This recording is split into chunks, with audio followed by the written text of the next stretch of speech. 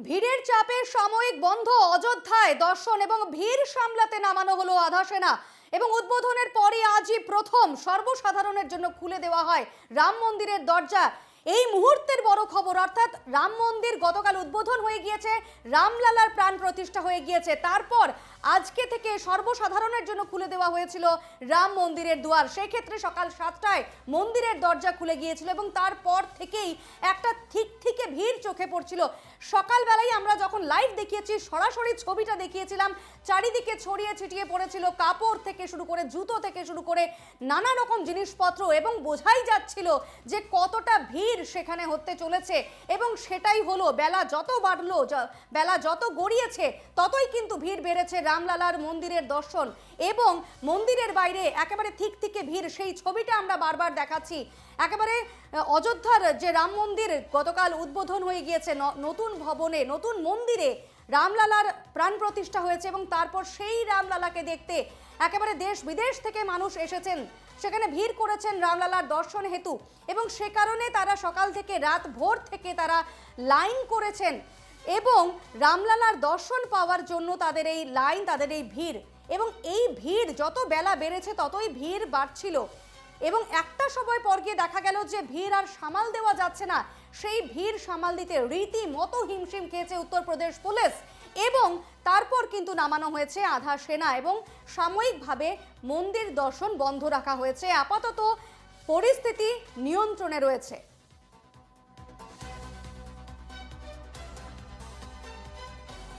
আমরা সকাল থেকেই যে ছবি দেখিয়েছি, রামলালার দর্শনে একেবারে সকাল থেকেই ভিড় রাম মন্দিরের বাইরে, কারণ গতকালই রামলালার প্রাণ প্রতিষ্ঠা হয়ে গিয়েছে, নতুন মন্দির উদ্বোধন হয়ে গিয়েছে এবং যারা বড় বড় সেলিব্রিটিরা রয়েছেন বা যারা রাজনৈতিক ব্যক্তিত্বরা রয়েছেন তারা গতকালই রামলালাকে দর্শন করেছেন এবং আজকে কিন্তু সাধারণ মানুষের জন্য সকাল 7টা থেকে মন্দিরের দরজা খুলে দেওয়া হয়। তারপরে যে ছবিটা আমরা দেখি যে খুব প্রচন্ড ভিড়, সেখানে লাইনে দাঁড়িয়ে একেবারে ভিড়ে ভিড়াক্কার পরিস্থিতি। এই মুহূর্তে সেখানকার পরিস্থিতি কি রয়েছে, সেখানের ছবিটা কি রয়েছে, আমরা কথা বলবো। আমাদের সিনিয়র এডিটর মানস রয় সেখানে রয়েছেন। মানুষ, একেবারে ভিড়ের চাপে সাময়িকভাবে বন্ধ হয়ে গিয়েছে অযোধ্যায় রাম দর্শন, কি রয়েছে এই মুহূর্তে সেখানকার পরিস্থিতি? বিপন্না, এই মুহূর্তে রামের দর্শন বন্ধ আছে। আবার 2টার সময় গেট খুলবে, বেলা 11টার সময় বন্ধ করে দেওয়া হয়েছে গেট। কিন্তু যে ভিড়, যে উন্মাদনা, সেটা এক কথায় ভাষায় প্রকাশ করা যাবে না। লোকের মনে রামকে ঘিরে কি ধরনের আবেগ, সবাই চাইছে রামলালার দর্শন করতে। গতকাল প্রাণ প্রতিষ্ঠা হয় রামলালার নতুন মূর্তিতে। আচ্ছা, ইতিমধ্যে আরেকটা খবর আমি জানাচ্ছি, উত্তরপ্রদেশে অযোধ্যায় রাম মন্দির উদ্বোধন হয়েছে সোমবার এবং সোমবারই অনেক মহিলা জন্ম দেন সন্তানের, যে পুত্র সন্তানের যারা জন্ম দিয়েছেন তারা রামের নামে নামকরণ করেছেন তাদের সন্তানের। এমনকি এক মুসলমান দম্পতি পুত্র সন্তান গতকাল জন্ম হয়েছে এবং তারাও সেই সন্তানের নাম রেখেছেন রাম রহিম। তো বুঝতেই পারছো, হিন্দু মুসলমান সবার মধ্যে একতা সম্প্রীতি চলছে রামকে ঘিরে। তাই এখানে একটা উন্মাদনা আছে রামকে ঘিরে। আর এই মুহূর্তে অযোধ্যা একদম রামময় হয়ে আছে। অযোধ্যায় জনসমুদ্রে পরিণত হয়েছে অযোধ্যা। একেবারে মানুষ, এই জনসমুদ্রের ভিড়, সেই থেকে ভিড়, যে ভিড়ে বেশ কয়েকজন কিন্তু অসুস্থ হয়ে পড়ছেন, এমনটাও ছবি আমরা দেখেছি এবং তারপর নামানো হয় প্যারামিলিটারি ফোর্স বা আধা সেনা এবং সেক্ষেত্রে সেই আধা সেনা এসে পরিস্থিতি কিছুটা নিয়ন্ত্রণে এনেছে বলে জানা যাচ্ছে। কি দেখতে পাচ্ছ সে বিষয়ে? না, প্যারামিলিটারি ফোর্স আগের থেকেই ছিল, ওখানে মোতায়েন করা ছিল, সিআরপিএফ ছিল, উত্তরপ্রদেশের পুলিশ ছিল। কিন্তু একটা সময় এরকম হয় যে ভিড়ের চাপে নিরাপত্তা রক্ষীরাও অসহায় হয়ে গেছিল এবং অনেক লোক আহত হয়েছে, অনেক অজ্ঞান হয়ে গেছে। তাদেরকে তখন শুশ্রূষা করেছে নিরাপত্তা রক্ষীরা, তাদেরকে সুস্থ করে তোলার জন্য।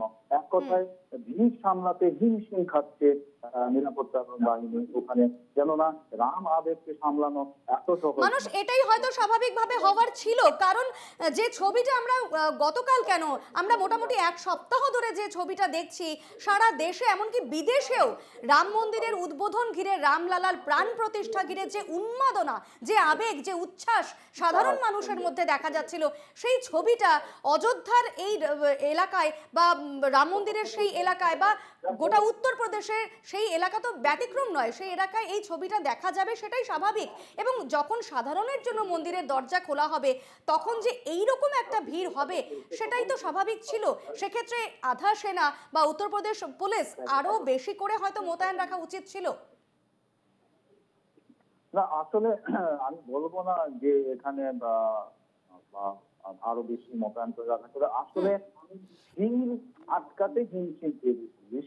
কিন্তু এটাও মানতে হবে যে এই রাজকীয় পর্বের পর, সোমবারের এই রাজকীয় পর্বের পরে এই ভিড়টা বোধ হয় ধারণা করতে পারছিলেন না নিরাপত্তা রক্ষীরা বা প্রশাসন। কিন্তু তারপরেও কোন ধরনের অঘটন বা কোনো দুর্ঘটনা ঘটেনি, সেটা মেনে নিতে হবে। এই মেঘা ইভেন্টটা খুব সুন্দরভাবে কেটে গেছে। এখানে যদিও ভক্তদের উন্মাদনা কিন্তু এখনো চলছে, এখনো বিভিন্ন জায়গা থেকে ভক্তরা আসছেন, রোজ আসছেন, কাঁধে ব্যাগ নিয়ে তারা সরাসরি স্টেশনে নেমে কাঁধে ব্যাগ নিয়ে হেঁটে মন্দির চত্বরে এসে ঢুকছেন। কোথাও থাকার জায়গা না পেলে তারা পার্কে থাকছেন।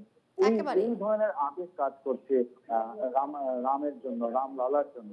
আমরা আগেও দেখতেছি রামলালা এই 5 বছরের বালক রামের রূপ রেখে তারা আপ্লুত।